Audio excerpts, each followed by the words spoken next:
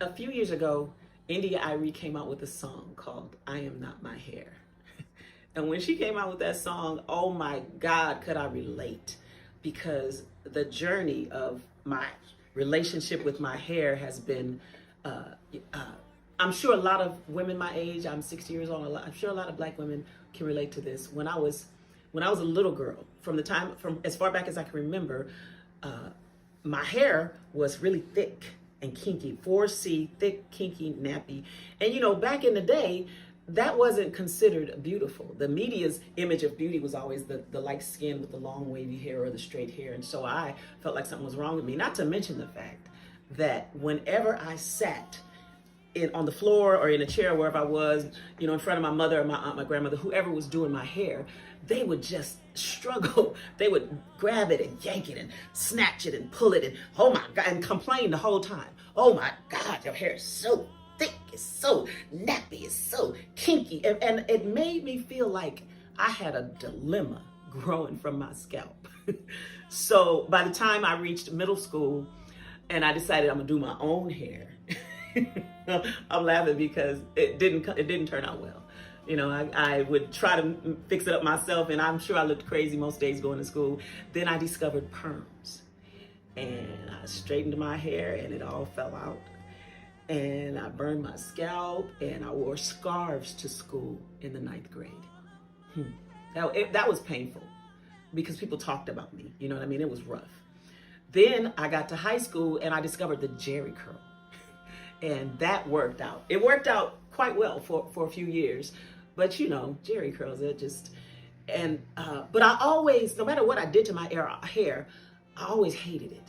I hated my hair. I was like, Lord, why would you give my neighbor, Cindy, this long, beautiful wavy hair? That's another funny story. When I saw my next door neighbor, Cindy, she was light skinned, half mixed girl. She had this long, wavy hair. And I asked her, she was wearing a real slick ponytail with this big bushy, beautiful. I said, how did you get your hair like that? She said, I use lard. So I went in the kitchen and got some lard and put it on my hair, and it was horrible. It was the worst thing. It took me like 2 days to get that lard out of my hair.